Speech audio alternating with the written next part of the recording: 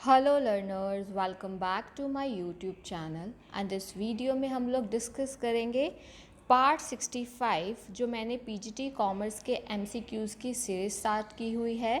इससे पहले part 1 two part 64 में काफ़ी सारे क्वेश्चंस डिटेल में डिस्कस हो चुके हैं और उनका लिंक मैंने आप लोगों को डिस्क्रिप्शन बॉक्स में प्रोवाइड किया है, तो आप वहां क्लिक करके देख सकते हो।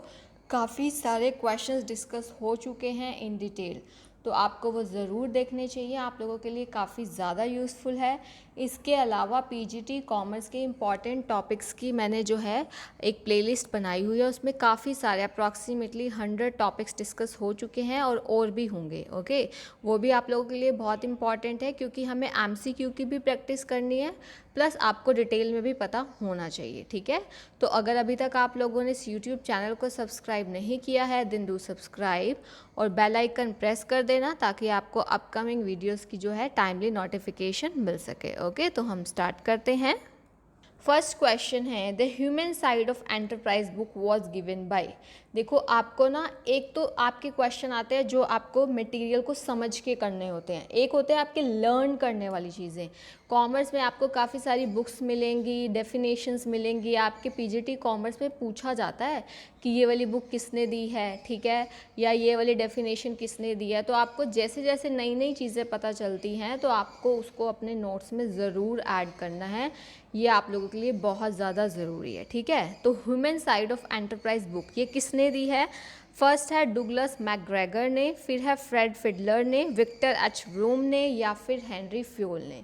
तो ये जो बुक है ये प्रोवाइड की है डुगलस मैकग्रेगर ने। आपको याद रखना है the human side of enterprise book का टाइटल है और ये किसने प्रोवाइड की है? डुगलस मैकग्रेगर ने। नेक्स्ट क्वेश्चन देखिए, if the book value of shares is rupees 15 and their real value is rupees 10 then the business is said to be। अब आपको यहाँ पे क्या बोला गया है? देखो, आपको ध्यान से समझना है, जो शेयर्स हैं उनकी बुक वैल्यू तो है रुपीज़ 15, ओके, रियल वैल्यू उनकी क्या है? रुपीज़ 10। तो बताओ कौन सी वैल्यू ज़्यादा है? रियल वैल्यू अब देखो कम है, यहाँ पे रियल वैल्यू एक्चुअली में बुक वैल्यू से कम है। और मैंने आपको एक टॉपिक करवाया था पीजीटी कॉमर्स के इंपॉर्टेंट टॉपिक्स में ओवर कैपिटलाइजेशन का, बहुत डिटेल में करवाया है।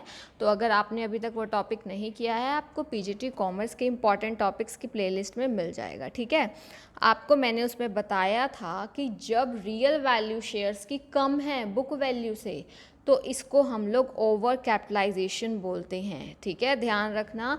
और ओवर कैपिटलाइजेशन की सिचुएशन में क्या होता है कि फर्म अपने शेयर होल्डर्स को फेयर रिटर्न नहीं दे पाती है, और क्या क्या रीजंस होते हैं ओवर कैपिटलाइजेशन की, ये सारी मैंने डिटेल वीडियो में बताई है जो आप लोगों के लिए इंपॉर्टेंट है। एक चीज़ ध्यान रखनी है बस, जब हमारे शेयर्स की रियल वैल्यू कम है उनकी बुक वैल्यू से, इट मीन्स हमारी फर्म ओवर कैपिटलाइज्ड है। ओके, नेक्स्ट क्वेश्चन देखिए, आपको दो स्टेटमेंट्स दी गई हैं, आपको बताना है कौन सी ट्रू है कौन सी फॉल्स है। ठीक है, ये आपने ध्यान से देखना है।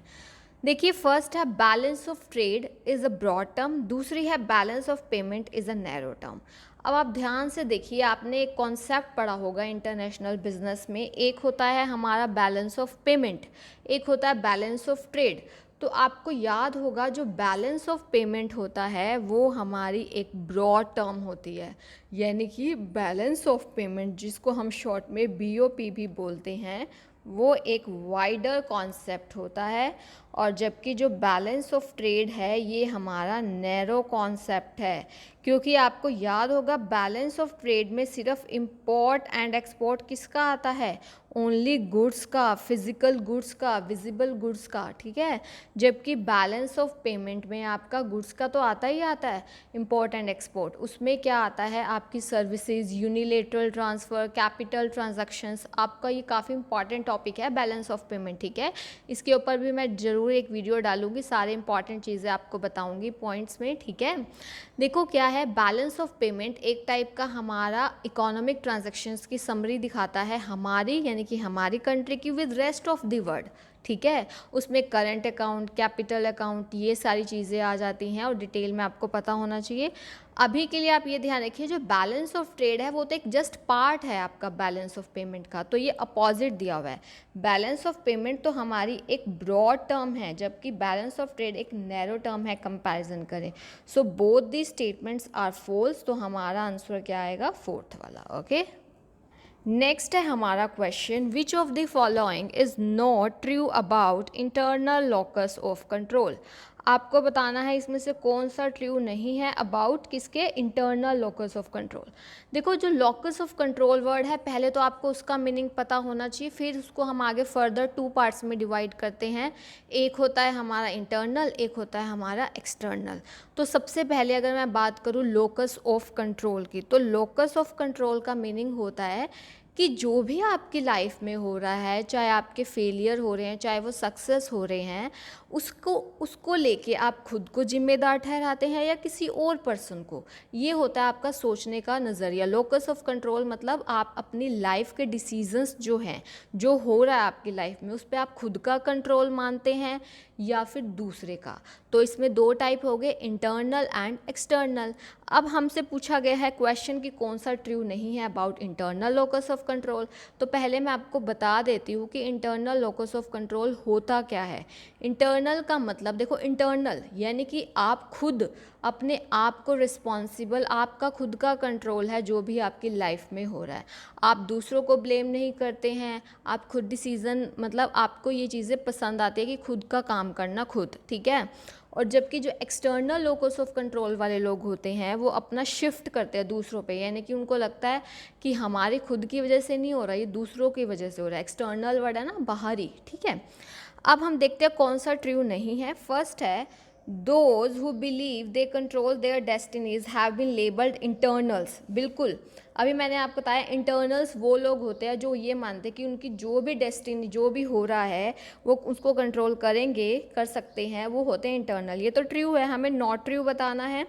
They have been shown to display higher work motivation. अगर हम बिजनेस एनवायरनमेंट की वर्क मोटिवेशन की बात करें तो बिल्कुल इंटरनल्स खुद से, अब वो खुद कंट्रोल करते हैं तो वो खुद जल्दी से जल्दी हाईली वर्क मोटिवेटेड होते हैं, ठीक है, ये भी सही है। उसके बाद इंटरनल्स प्रेफर अ मोर स्ट्रक्चर्ड वर्क सेटिंग। इसको समझो, स्ट्रक्चर्ड का मतलब आपको सब कुछ बताया गया है कि कैसे करना है, क्या करना है। तो ये तो एक्सटर्नल वाले लोग करते हैं। इंटरनल तो वो खुद से इंडिपेंडेंटली एक्शन को पसंद करते हैं करना। तो हमारा आंसर क्या होगा, सी वाला। क्योंकि जो अगर यहाँ पे एक्सटर्नल होता तो सही रहता, बट इंटरनल्स क्या प्रेफर करते हैं कि वो इंडिपेंडेंटली खुद काम करें, ना कि उनको हर कुछ स्ट्रक्चर्ड वे में मिले कि what to do, how to do, वो ये नहीं पसंद करते। तो ये सी हमारा करेक्ट है। फिर भी हम डी ऑप्शन पढ़ लेते हैं। Internals are more suited to jobs that require initiative and independence of action. यानी कि जो इंटरनल लोग होते हैं वो लोग ज़्यादा चाहते हैं, वो जॉब्स ज़्यादा चाहते हैं जिनमें इनिशिएटिव हो, जिसमें पहल लेनी हो और जिसमें इंडिपेंडेंस ऑफ एक्शन हो। ये है, ठीक है। ये फर्स्ट, सेकंड और फोर्थ तो करेक्ट है, बट जो सी वाला है वो हमारा करेक्ट नहीं है, ठीक है। नेक्स्ट क्वेश्चन देखिए, the minimum amount that can be transferred via RTGS mode is. ये आपका क्वेश्चन रिलेटेड है डिजिटल पेमेंट से, ऑनलाइन बैंकिंग से, ये सारी चीज़ें। जैसे ऑफलाइन भी होता है वैसे तो RTGS, वैसे आपको पता होना चाहिए। अब देखो, ये बैंकिंग से रिलेटेड है RTGS। इसका सबसे पहले आपको फुल फॉर्म पता होना चाहिए, रियल टाइम ग्रॉस सेटलमेंट, ठीक है, रियल टाइम ग्रॉस सेटलमेंट। अब आपको एक तो फुल फॉर्म हर चीज़ की पता होनी चाहिए, आप लोगों की आ सकती है, एक लेटर के भी फुल फॉर्म आपसे पूछ सकते हैं। रियल टाइम ग्रॉस सेटलमेंट का मतलब यहाँ पे ये हो गया कि यहाँ पे जैसे ही आपने ऑन द टाइम, यानी कि ऐसा नहीं है कि देर लगेगी ट्रांजैक्शन में, रियल टाइम में ही वो ट्रांजैक्शन हो जाती है, ठीक है, रियल टाइम में। और इसके अलावा एक ना नेफ्ट होता है, नेशनल, आपका जो नेफ्ट है ना, आपने उसके बारे में आपको पता होना चाहिए, ठीक है। उसके ऊपर मैं एक डिफरेंस के ऊपर नेफ्ट और आरटीजीएस में क्या डिफरेंस होता है ये मैं आपको बताऊंगी उसमें डिटेल में। आरटीजीएस में ना बस एक चीज़ ध्यान रखना, कम से कम 2 लाख का अमाउंट, आपसे यही पूछा हुआ है ना, the minimum amount that can be transferred via RTGS mode. RTGS mode में कितना मिनिमम होना चाहिए कि कम से कम आप इतना, अगर उससे कम है तो आप आरटीजीएस मोड यूज़ नहीं कर सकते। तो जो मिनिमम अमाउंट है वो है 2 लाख रुपए। ध्यान रखना, ये आपको याद रखना है, जो मिनिमम अमाउंट हम लोग ट्रांसफ़र कर सकते हैं आरटीजीएस मोड से वो है हमारा ₹2 लाख। ये आप लोगों ने अच्छे से ध्यान रखना है, ठीक है। नेक्स्ट देखिए, फैक्चुअल क्वेश्चन है, bank of Hindustan was established in the year. जो बैंक ऑफ हिंदुस्तान है वो कौन से ईयर में एस्टैब्लिश किया गया था, आपको ये बताना है, ठीक है। 1807 में, 1770 में, 1790 में या 1900 में। तो ध्यान रखना, जो बैंक ऑफ हिंदुस्तान है जिसको फर्स्ट बैंक भी माना जाता है इंडिया का, वो एस्टैब्लिश हुआ था 1770 में, यानी कि 1770 में। ये इंपॉर्टेंट चीज़ें हैं, आपको ध्यान रखनी है, नोट्स में ज़रूर ऐड करना है, ठीक है। नेक्स्ट क्वेश्चन है, which was the third presidency bank of India. आपको याद होगा, देखो बैंकिंग की हिस्ट्री से रिलेटेड भी आपके कुछ भी आ सकता है आपके कॉमर्स में, ठीक है। आपको कुछ भी नहीं स्किप करना है, मैं आपको हर चीज़ करवाऊंगी एमसीक्यू के थ्रू भी और डिटेल वीडियो के थ्रू भी। तो आपको बताना है जो थर्ड प्रेसिडेंसी बैंक था इंडिया का वो कौन सा था। Bank of Madras, bank of Bengal, bank of Bombay. तो मैं आपको ये बता रही हूँ कि जो सबसे थर्ड लास्ट में हम बात करें वो था हमारा बैंक ऑफ मद्रास। हमारा आंसर क्या आएगा, जो थर्ड प्रेसिडेंसी बैंक था वो था बैंक ऑफ मद्रास। अब आप लोग मुझे कमेंट सेक्शन में इनकी एस्टैब्लिशमेंट डेट बताएंगे तीनों की, ताकि आपकी भी अच्छे से हो जाए, पता चल जाए आप लोगों को, ठीक है। आप तीनों का बताएंगे, द बैंक ऑफ मद्रास का, बैंक ऑफ बंगाल का और बैंक ऑफ बॉम्बे का। नेक्स्ट क्वेश्चन है, विच of the following factors does not affect business risk. आपको बताना है इसमें से कौन सा ऐसा फैक्टर है जो बिजनेस रिस्क को अफेक्ट नहीं करता है। देखो आपने सुना होगा, एक बिजनेस रिस्क होता है, एक हमारा होता है फाइनेंशियल रिस्क। अगर मैं बात करती हूँ बिजनेस रिस्क की, तो उसमें ये होता है कि एक बिज़नेस अपनी फिक्स्ड ऑपरेटिंग कॉस्ट को पूरा नहीं कर पा रहा है, ठीक है, तभी तो वो बिज़नेस रिस्क राइज हो रहा है। और जो आपका फाइनेंशियल रिस्क होता है, जो आप फिक्स्ड फाइनेंशियल जो है आपके चार्जेस, जैसे कि इंटरेस्ट ऑन डिबेंचर्स वगैरह, ये आप नहीं दे पा रहे हैं, इतने आपके पास नहीं है अर्निंग्स। और बिजनेस रिस्क में आपका क्या हो जाता है, जो आप अपनी fixed operating cost like rent हो गया, इंश्योरेंस वगैरह, ये सब आप पे नहीं कर पा रहे हैं। अब आपसे क्वेश्चन में पूछा गया है, ऐसा कौन सा फैक्टर है जो बिजनेस रिस्क को इफेक्ट नहीं करेगा। तो ध्यान से इन चीज़ों को देखना है। सबसे पहला है डिमांड फॉर अ प्रोडक्ट। देखो प्रोडक्ट की डिमांड बिल्कुल सीधा सीधा अफेक्ट करेगी आपके बिजनेस रिस्क को। अगर डिमांड प्रोडक्ट की हमारी अच्छी चलती गई तो ऑब्वियस अर्निंग अच्छी होगी, तो हमारा बिजनेस रिस्क कम होगा, ठीक है।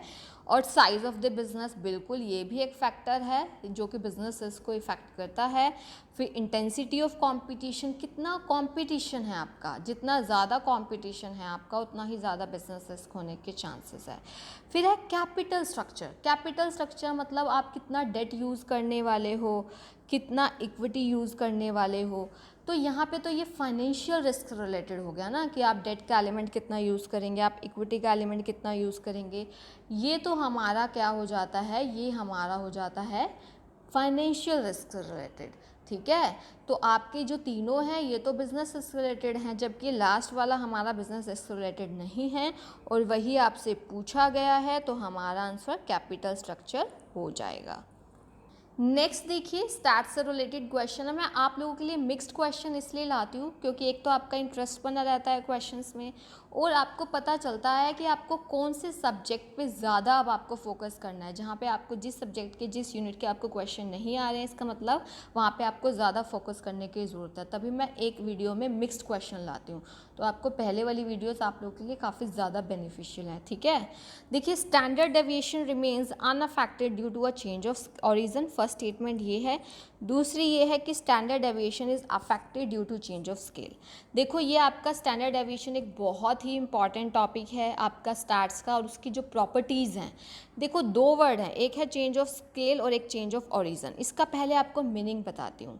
चेंज ऑफ ओरिजिन होता है कि मान लो आपने कुछ भी प्लस या कुछ भी माइनस किया जो आइटम्स हैं, तो उसका जो इफ़ेक्ट है क्या स्टैंडर्ड डेविएशन पे पड़ेगा, जो अगर क्या स्टैंडर्ड डेविएशन भी उसी से प्लस या माइनस हो जाएगा।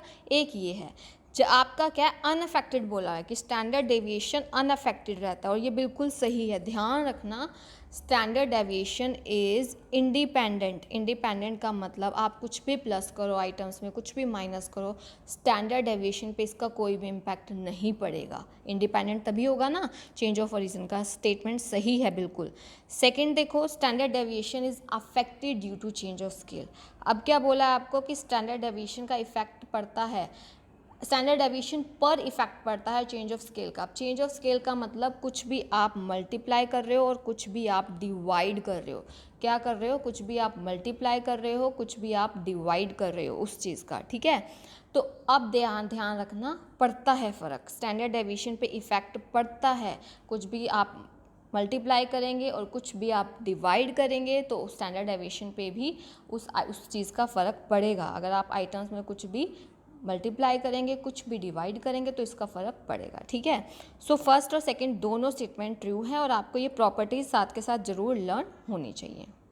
कुछ क्वेश्चंस थे जो मैंने आपके साथ डिस्कस किए। कोई भी डाउट हो आप लोग पूछ सकते हो, और अगर अभी तक आप लोगों ने इस यूट्यूब चैनल को सब्सक्राइब नहीं किया है देन डू सब्सक्राइब और बेल आइकन प्रेस कर देना ताकि आपको अपकमिंग वीडियोज़ की टाइमली नोटिफिकेशन मिल सके। Thank you so much, keep learning, keep sharing.